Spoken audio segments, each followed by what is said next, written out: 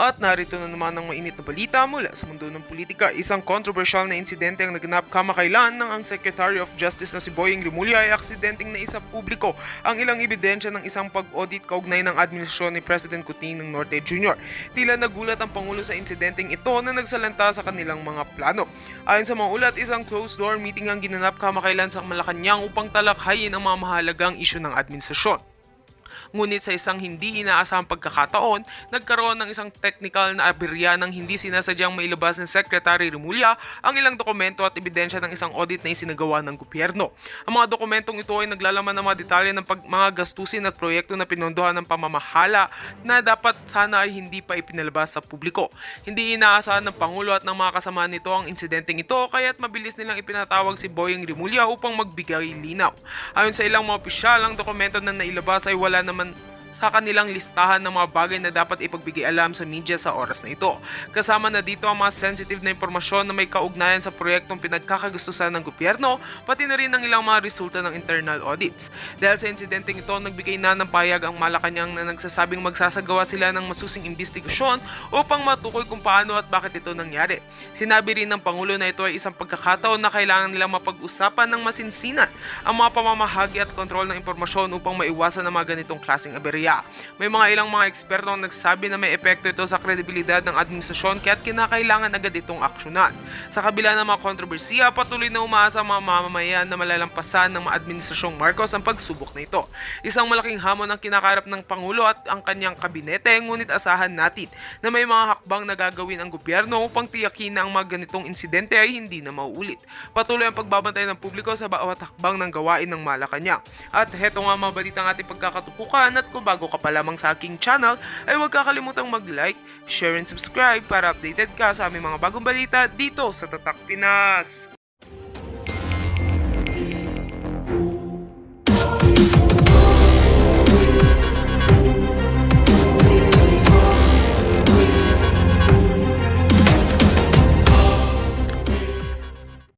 Di ba may integridad, may pinapangalagaan kang pangalan, hindi ka manggagancho, hindi ka gagawa ng mali.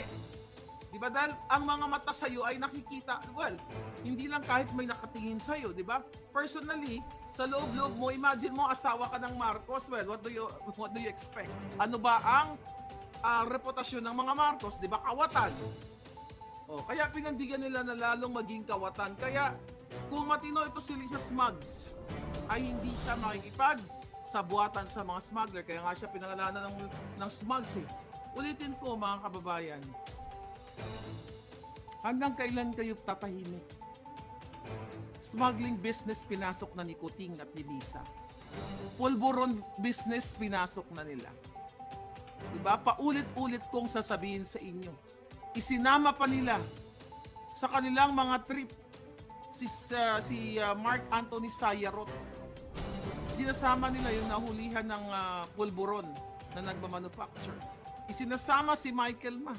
Kasama nila lahat. Anong klaseng bansa meron tayo na ang presidente ninyo, ang first lady ahas ninyo, ang kahangout nila ay mga sindikato.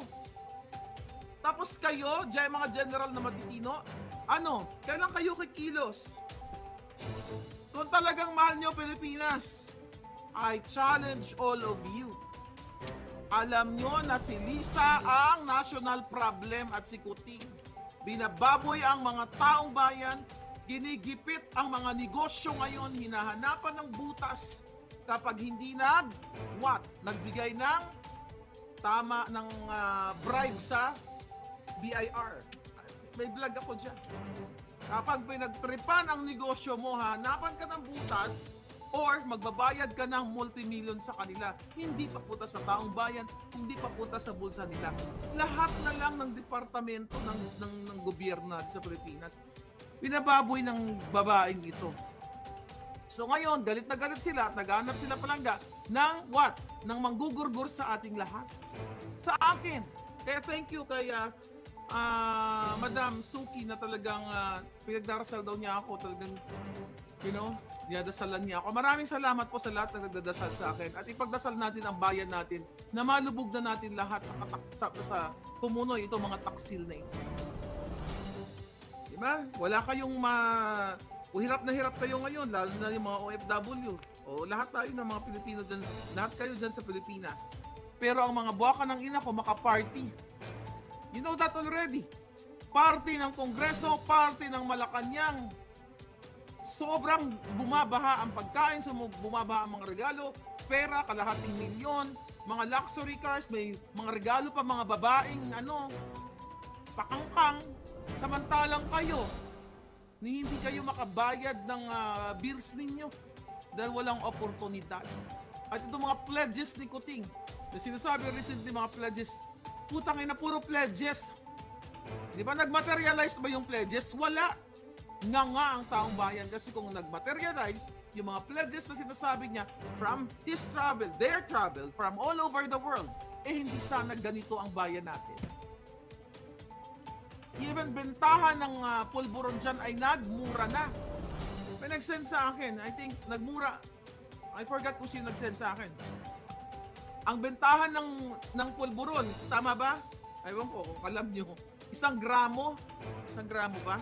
Oh, from 5,000 naging 900 pesos na lang. Kumbaga, available na siya. Reachable, kumbaga affordable. Diba? Sa mga taong, dati daw kasi 5,000 ang bentahan. Ngayon 900 pesos na lang. Yan ba'y maganda? Ay, okay. Doon sa mga ay, okay, nagmura na yung pulburon. 900 na lang. Anong ibig sabihin yan? Ang ibig sabihin, dumadami ang supply. Kaya bumabagsak. Diba? Just simply lang. Supply of low and demand. Diba? Ngayon, mga palangga, diba? Yun yung sinasabi natin, mataas ang supply, mataas ang demand.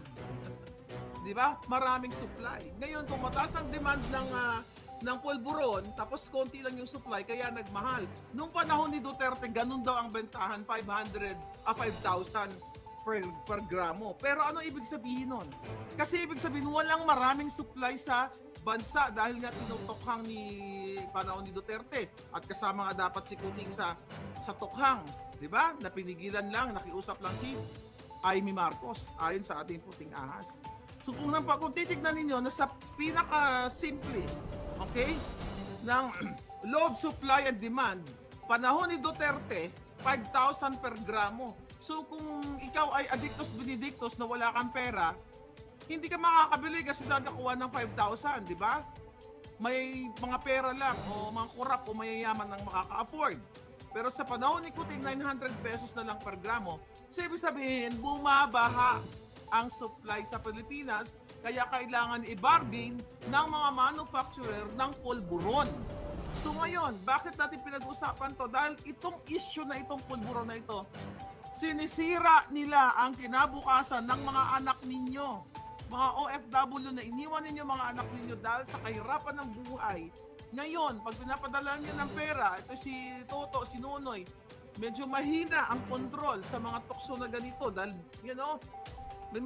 ganon talaga, vulnerable yung mga bata, di ba? Dahil may 900 siya, pinadalan siya ng pamasko ni nanay niya. O sige, titira na ako ngayon, pare, ganyan.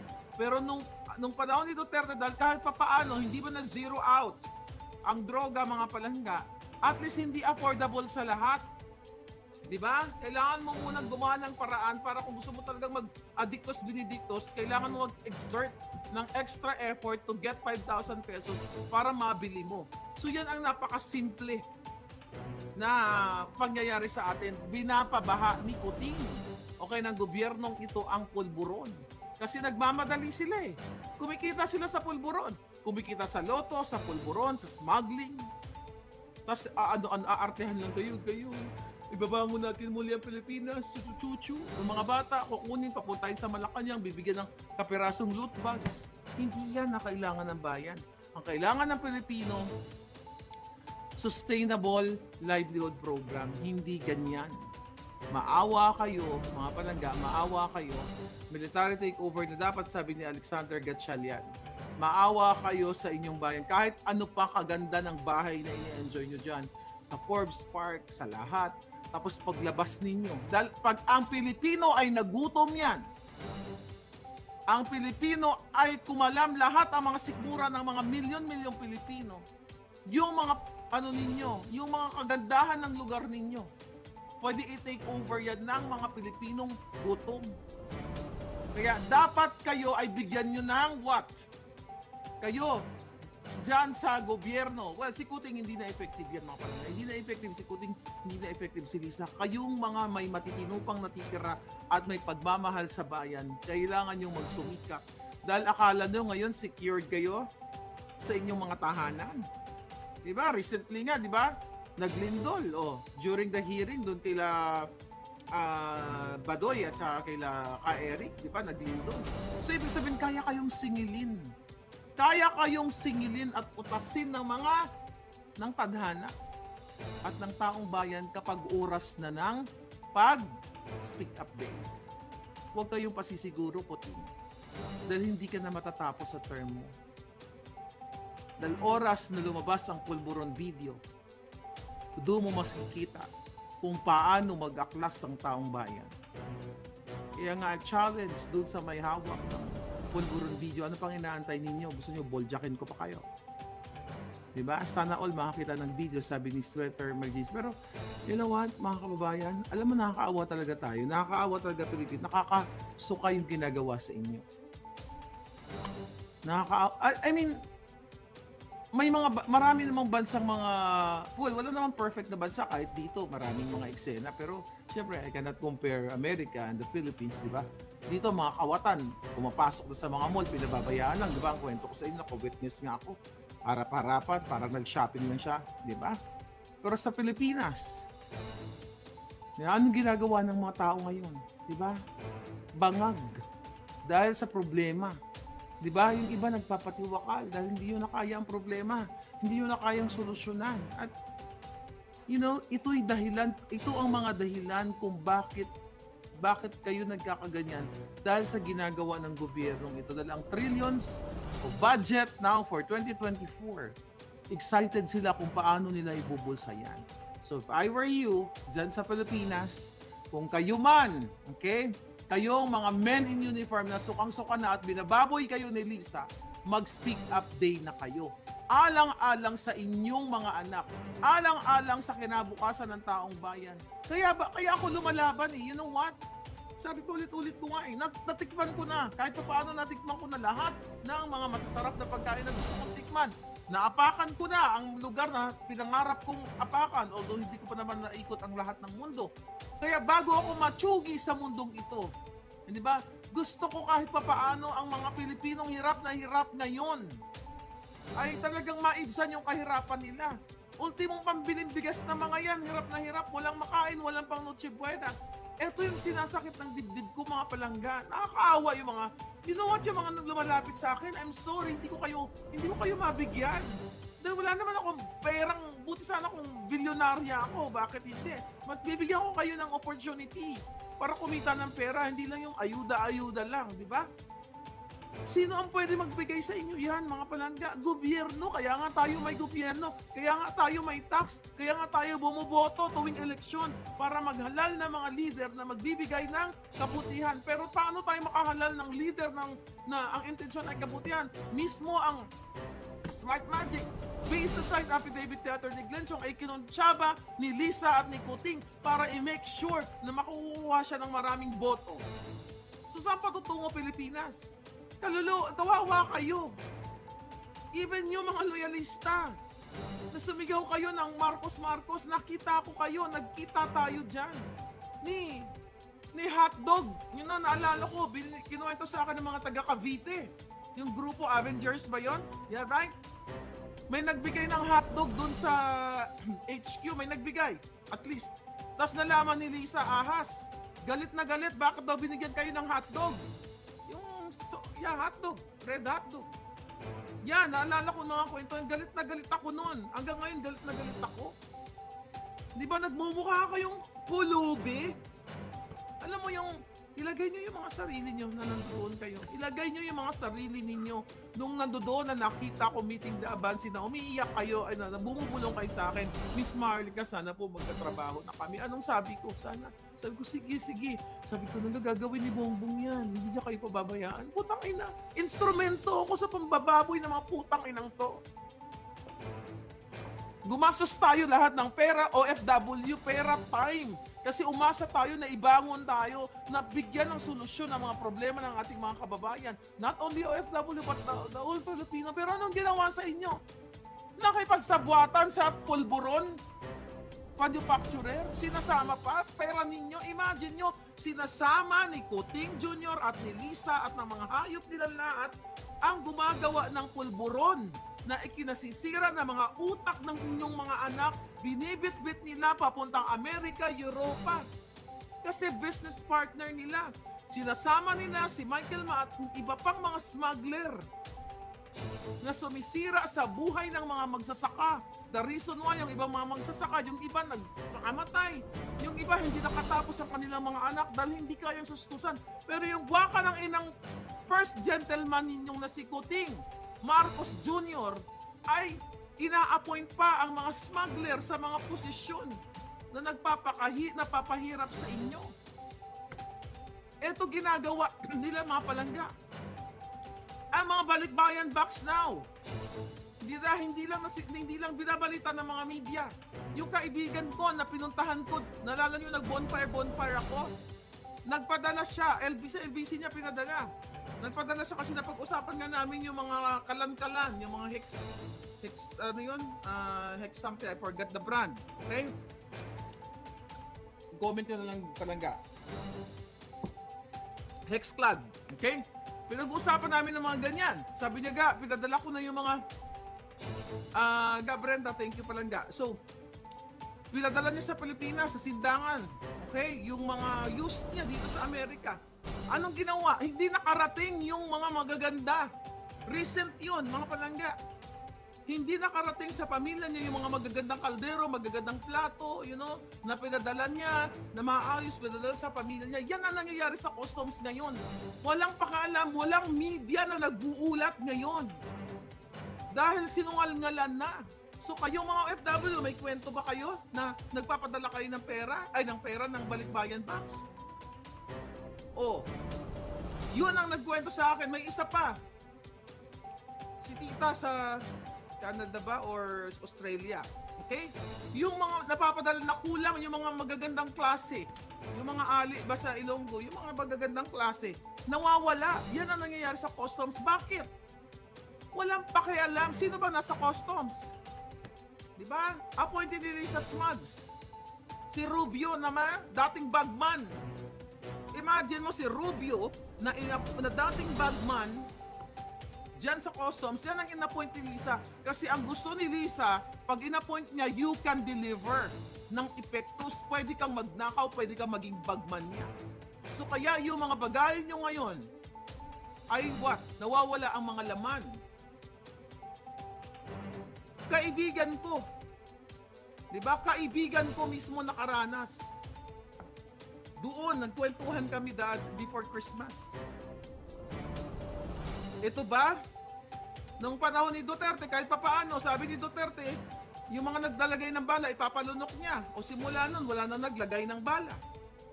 Nabawasan itong mga balikbayan box, sabi ni Duterte. Kapag kayo ay tinatarantado ng mga taong nasa gobyerno, let's say, nag-ayos kayo ng mga papel-papel ninyo, whether sa ibang bansa, magwala kayo, magsigaw kayo, i-express yung karapatan ninyo bilang isang Pilipino, di ba? Ngayon, anong ginagawa ni Lisa? Pag nag-express ka ng opinion mo, nagsalta ka, nagtanong ka, magpaliwanag kayo, Congress, anong gagawin? Ipapakontempt ka, ipapakulong ka. Kung pwede nga lang, ipapagurgur ka. Then it's your call, people sa Pilipinas. It's your call, mga military, men in uniform. It's your call kung papayagan nyo itong hinayupak na butod, mudlo, sindikatong babaeng to, nahahayaan nyo siya na babuyin ang sinasabi nyong mahal nyo ang Pilipinas. Kailan nyo ipagtatanggol ang bayan ninyo? Kailan nyo ipagtatanggol ang flag ninyo sa babaeng buwakan ng Ginemis na ito? Gumagamit siya ng mga tao ngayon. Dahil naduduwag ka, Lisa, nakakasuhan ako. Diba? Kaya ginagamit ko si Taerna. Naghahanap ka ng tao para manggurgur sa akin. Hindi ka magwawagi. King ina ka. Hindi ka magwawagi. Dahil malapit-lapit na kayo. Ito ba gusto ninyo? Ang presidente ninyo, ang first lady ninyo, gugurgurin na lang kayong patalikod. Tatamnan kayo ng kaso. Kung kayo ay may negosyo, gigipitin kayo. Di ba may inulat ako katulad ni Sara Geronimo? Anong ginawa dyan? Di ba? Inano yan? Iniscrutinize yan. Sinisilip ang mga taxes. Buti sana, kung ang ginagawa nila is for the people. Nako, sige, silipin natin lahat ng mga artista. May mga tax evasion ba yan? O ganyan-ganyan. Buti sana kung ilalagay sa kaba ng bayan at gagamitin for what? For livelihood programs. Kaso, ang ginagawa ng mga inayupak, kunyari, itong si artista A, ayan, may nasilip kami. Supposedly, ang babayaran mo is 10 million. O sige, 5 million na lang. Anong gagawin ng mga kasindikatuhan ni Lisa Smugs? Hindi i-remit ang 5 million. Maaring 1 million lang o 500,000 o 200,000. Ganon ang laro nila, mga kababayan. Kaya sabi ko, ano pang inaantay ninyo? Mag-speak up day na kayo. Anong ginagawa? Papayag kayo ng isang buwaka ng inang Lisa na yan. Tingnan mo, kung makita mo ang balat niyan, balat ahas talaga. Diba? Nabudol talaga kami. Dahil magaling siya plastic. Yun ang hindi ko nakita mga palangga. Kaya di rin nakita ni Atty. Vincentiong no. Mambubudol, pero at least nakita natin ngayon. At darating na ang mga susunod na araw, linggo, panahon, na ilulubog natin sa kumunoyan sa tulong ninyo. Tatahimik kayo. Nakita ninyo ang mga mainstream media. Parang wala kayong mga silbi. Dahil pinalamo na kayo, mahiya kayo sa pamilya ninyo.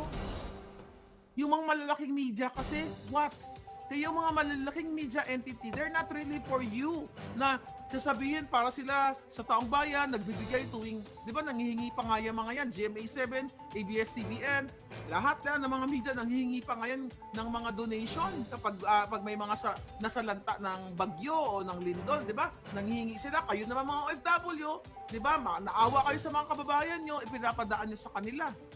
May issue na yan, hindi nila nire-remit. Diba, na supposedly sila ang maraming pera na binibigay nila sa taong bayan. Pero ngayon, ano bang iniisip nila kung bakit sila na hindi nagsasalita? Bakit ang kanilang mga reporter ay nangatahimik o bumabaliktad nagkikisas kay Lisa? Kasi pinoprotektahan nila ang kanilang negosyo. Remember, isa sa pinakauna kong in-expose sa inyo na ayon sa ating puting ahas, na yung kapatid ni Lisa Smugs na si Martin Araneta ang nagbo-broker between ABS-CBN, okay, and News 5, okay, TV5, ang nagbo-broker, kung tama ang pagkaalala ko, ang nagbo-broker na nagbigay ayon sa ating puting ahas, nagbigay ng 600 million kay Lisa Smugs bago pa umupo si Kuting. Di ba na-intercept yan?